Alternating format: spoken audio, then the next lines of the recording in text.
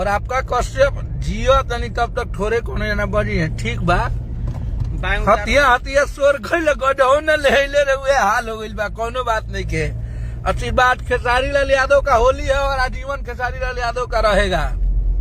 बोलला से ना होई, करे के पड़ेला। मोहब्बत बरकरार रखी जा आप सब। और 2 गाना हमरा उम्मीद बा कि होली में आप सबके इंटरनेशनल बाजी और बहुत बाजी। एगो कि होलिया में माजा दी मुरैया जनकपुर के, अरे की ककरी कानपुर के हो गाजर गाजीपुर के, होलिया में माजा दी मुरैया जनकपुर के। और एक चीज और बा कि हमनी के भोजपुरी में काम करी लसा और आप लोग खाती हमनी के दिन रात मेहनत करी ला जा।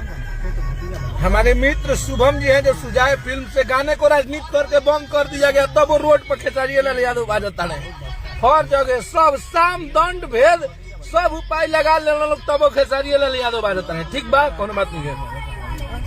आज एगो टीजर आइल बा हैप्पी जी तड़ारू की जी बबुआन। हमनी के एगो आज टीजर आइल बा फरिश्ता फिल्म टेलर, सॉरी आप लोग माफ करो, टीजर ना टेलर। और आज खेसारी लाल यादव ने भोजपुरी के लिए वो चीजें कर दिया। पहले तो संघर्ष 2 दिया, उसके बाद फरिश्ता जैसे मूवी का टेलर आज रिलीज हुआ है। देखने के बाद आंख से आंसू गिर गया। और पहला बार हम अपना बक्सर जिला में बानी, घरे बानी, अपने परिवार के संगे हमनी के टेलर देखनी आ जाए। तो हमनी के से बड़ा गर्व के बात का कि एगो भोजपुरी सिनेमा अपना परिवार के संगे हमनी के बैठ के देख सकतनी या कोनो टेलर के देख सकतनी। तो ई खेसारी लाल यादव का कोनो अस्तिल ना, कहीं ऐसा चीज ना रहा। आंख से सिर्फ ये रहा कि आंसू गिरत रहा। कहे कि भैया के हमनी के जौना अंदाज में देखले बनी सन, वो एगो अलग अंदाज है। हमेशा हंसी मजाक होला, हंसे वाला चेहरा। आज एगो पागल सिनेमा में, और ये लागत रहा कि सच में वो पागल हो गए हैं इतना। और दिल से सैल्यूट बा वो इंसान के। ठीक बा, लोग विरोध करस, लेकिन विरोध करे वाला से 100 गुना ज्यादा लोग के प्यार करे वाला के संख्या बा। और सैल्यूट है भैया कि आपने ऐसी ऐसी चीजें भोजपुरी के लिए दे दिया है। तो हम लोग को गर्व होता है, गर्व ना घमंड होला कि आपके संगे हमनी के काम करी लसन और आपके लिए हमनी के जी न जा मरी ल जा। खेसारी लाल यादव भोजपुरी को जहां तक लेके जाना चाहिए ना, वहां तक लेके जा रहा है। और हमारी भी इसी में भलाई है कि भोजपुरी भाषा के लिए हम बात करें, चमचाई नहीं। आज भोजपुरी के लिए जो इंसान वो दे रहा है ना, किसी में ताकत नहीं है उतना देने के लिए।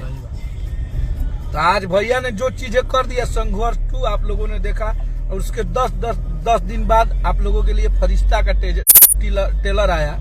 तो ये बहुत बड़ चीज बा हमनी खाती, भोजपुरी खाती। और विरोध का के ना भैया, एकरा के प्यार से आप लोग ये चीज के प्रमोट करी जाए, इस सब चीज के रुआ सब देखी जा। ये सब चीज से हमनी के भोजपुरी भाषा ठीक बा। हमनी के गाना बहुत बाजता, हमनी के ट्रेंड में नंबर 1, 2, 4 पर रहता नहीं सो। लेकिन हमनी के साउथ में कोनो गाना ना हिट होला, ओकर सिनेमा हिट होला। लेकिन आप लोग के मोहब्बत बनल रहे। चलिए आप सबसे ही देखिए, हमारे भैया लाइव है, हम लोग बोल दीजिए। राजेश भैया है, राजेश यादव जी, बोलिए। राजेश यादव जी बॉक्सर किंग है भैया, भैया के यहाँ आए थे खेसारी भैया। तो आप लोग चलिए।